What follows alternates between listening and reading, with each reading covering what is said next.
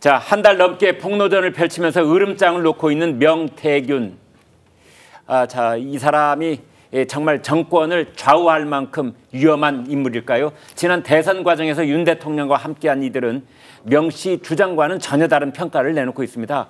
5호선 중진 권영세 의원과 대통령실 참모 출신 초선 의원의 말을 이어서 들어보겠습니다. 많은 기사들이 쏟아지고 있지만 알맹이는 없어요. 그런데 이분이 그렇게 얘기하잖아요. 내가 대통령도 만들었고 당대표도 내가 만들었고 서울시장도 내가 만들었어. 국회의원도 내가 만들었어. 내가 전지전능하신 사람이야. 근데 그런 사람이 어디 있어요? 거기 선거라는 거. 저도 대통령 후보 때부터 모시고 일정과 메시지를 총괄하면서 일을 했지만 제가 이분을 들어본 적도 없고 이분의 연락처도 없고 만난 적이 없어요. 제가 그런 사적인 대화까지 이렇게 낱낱이 공개하는 거를 볼 때 정말 이 사람은 나쁜 사람이다. 후보가 뭐 정신없이 다니면서 어떤 한 부분에 대해서는 소홀히 할 수도 있고 그럴 때 그 배우자 입장에서는 그런 분까지 이게 한 표 한 표가 다 아쉬운 때니까 좀 이렇게 좀 뭐랄까요, 토닥거려주고 좀 이렇게 상대를 해주고 이러는 게 이게 배우자의 역할이거든요. 네. 자, 여기에 더해서 장예찬 전 최고는 윤 대통령이 대선 경선 때 이미 명 씨를 차단을 했다, 뭐 손절을 했다, 뭐 이런 표현도 가능할지 모르겠습니다만 앞서 들은 내용까지 윤 대통령의 최측근들 얘기를 종합을 하면은 이제 명태균 씨의 영향력이 미칠 여지가 거의 없었다. 막판에 가서는 이제 이런 얘기들을 저희가 모아볼 수가 있겠는데, 윤기찬 위원장님, 이 부분은 어떻게 봐야 됩니까? 그러니까 장예찬 전 최고나 아니면 강명구 의원이 이제 본인들이 경험한 사실을 토대로 해서 얘기한 것이죠. 그러니까 저게 평가인지 아니면 판단인지 모르겠지만 저렇게 얘기하기 전까지 이제 윤 대통령으로부터 어떤 얘기를 들었는지는 밝혀지고 있지 않아요. 그러니까 어쨌든 장예찬 전 최고는 조금 더 분명하게 얘기를 하고 있습니다. 단절됐다, 그렇게 확실하게 얘기를 하고 있기 때문에 나름대로의 정보가 있었지 않을까라고 예단해 볼 수 있고요.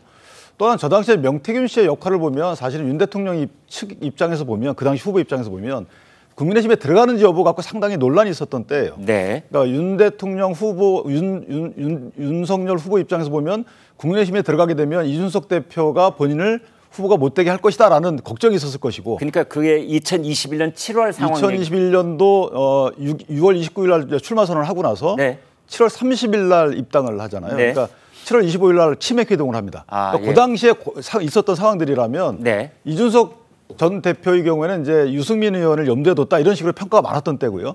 또는 윤 대통령이 대통령 당선이 되면 자기는 직을 떠날 것이다, 이러기 때문에 윤 대통령 측 입장에서 보면 상당히 불안한 상황이었어요. 그러니까 들어갈까 말까라고 하는 상황인데, 마침 명태균 씨가 보니까 뭐 김종인 위원장과도 소통한다고 하고 이준석 대표도 알고 있다고 하니까 어느 정도의 기대를 했던 것 같아요. 그런 과정에서 이루어졌던 대화이기 때문에 저는 그 당시에 정치 상황을 보면 저 부분을 지금의 명태균 씨에 대한 이미지를 갖고 그 당시에 대화를 재단하는 것은 옳지 않고, 그렇다면 만약에 대통령 당선 이후에 단절이 됐다 그러면 이게 비판의 대상이 될 수 있을까?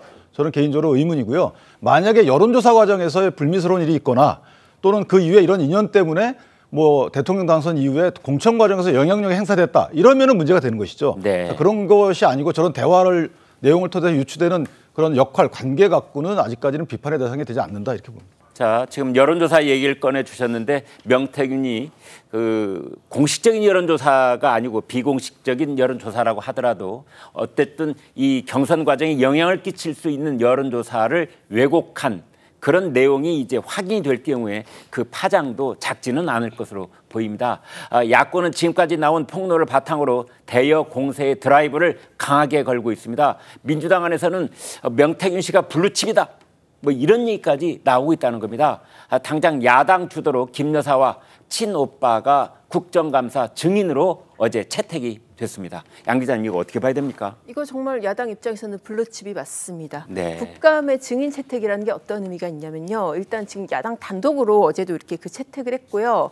이렇게 해서 채택한 증인이 안 나오면은 동행명령장이라는 거를 발부를 합니다.